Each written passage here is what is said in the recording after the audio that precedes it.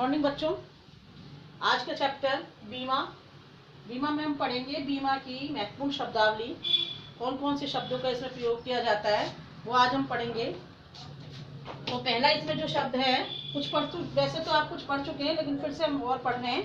तो हम देखें, पुनर्बीमा आप पहले पढ़ चुके हैं। मैं एक बार फिर से इसको बताना चाहूंगी कि पुनर्बीमा से अभिप्राय क्या है कि जो बीमाकृत है, यानी बीमा कंपनी। बीमाकृत से अभिप्राय यहाँ बीमा कंपनी से है। बीमा कंपनी अपनी जोखिम को कम करने के लिए, क्योंकि ये किसी व्यक्ति का बीमा करती हैं, किसी के लाइफ का या किसी भी वस्तु का, विषय वस्तु का बीमा करती है, तो जोखिम कौन वहन करता है? बीमा कंपनी करती है, यानी ये बीमाकृत है। ये तो ये बीमाकर्ता जो है अपनी जोखिम को कम करने के लिए किसी अन्य से बीमा करा लेते हैं। जब ये किसी अन्य से बीमा कराते हैं तो इनका जोखिम कम हो जाता है, तो उसको पुनर्बीमा कहते हैं। ठीक है, यहाँ जोखिम कम करने के लिए बीमा कंपनी ने बीमा कराया है। दोहरा बीमा बीमित के द्वारा कराया जाता है।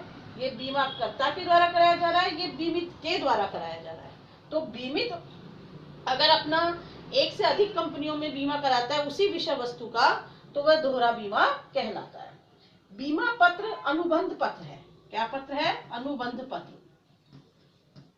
एक ऐसा अनुबंध पत्र है जो कि बीमित और बीमाकर्ता के मध्य समझौता है। ये उन दोनों के मध्य समझौते के रूप में शर्तें इसमें लिखी जाती हैं, वह बीमा पत्र कहलाता है। ठीक है, इसको हम कवर भी कहते हैं। इसमें बीमा जो है कवरेज भी कहा जाता है। कालातीत का मतलब होता है समय व्यतीत होने के बाद। तो देखिए, समय व्यतीत से क्या अभिप्राय है कि जो बीमित है, जिसने बीमा कराया है, यदि निर्धारित समय पर अपनी प्रीमियम की राशि का भुगतान नहीं करता है, यानी समय उसका बीत जाता है, तो ऐसी स्थिति में बीमा से जो उसको मिलने वाला लाभ है वह उसको प्राप्त नहीं होता है।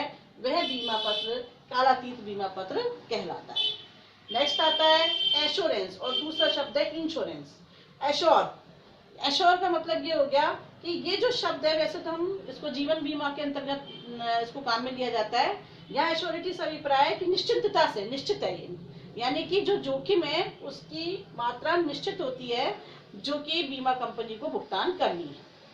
वो निश्चित है कि उसको कितना उसमें भुगतान बीमित को देना है, ये पहले से ही तय है। ये एश्योरेंस कहलाता है। इंश्योरेंस जिसमें किसी प्रकार की जोखिम होने की संभावनाएं तो बनी होती है, लेकिन जोखिम कितनी होगी उस बात की निश्चितता नहीं होती है, तो ये इंश्योरेंस कहलाता है। ये जो शब्द है प्रयोग किया जाता है समुद्री बीमा, अग्नि बीमा जैसे क्षेत्रों में इसका उपयोग होता है, संपत्ति आदि का बीमा में। ठीक है, जोखिम का अभिप्राय हो गया कि जिस चीज से विषय वस्तु को हानि पहुंचने की संभावनाएं होती हैं, बीमा संकट में भी आती है, जोखिम में, जोखिम के अंतर्गत में जैसे आग लगना या तूफान आ जाना, बवंडर आ जाना, इस तरह की जो चीजें होती हैं वो जोखिम पैदा करती हैं।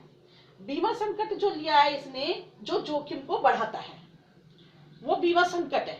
जैसे कि जिस विषय वस्तु का आपने बीमा कराया है उस विषय वस्तु के आसपास में कुछ ऐसी चीजें हैं आपत्तिजनक जिससे कि उस विषय वस्तु को ज्यादा नुकसान हो सकता है, वो बीमा संकट के अंतर्गत आती है।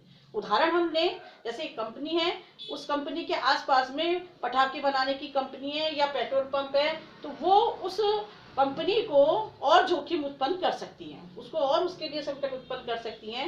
ये बीमा संकट कहलाता है। तो बच्चों, बीमा की जो महत्वपूर्ण जितनी भी शब्दावली शब्द थे वो हमने पढ़े यहाँ पर। ये इसकी शब्दावली कहलाती है जो इसके अंतर्गत काम में ली जाती है। तो आज इस टॉपिक में हमने बीमा की शब्दावलियां पढ़ी।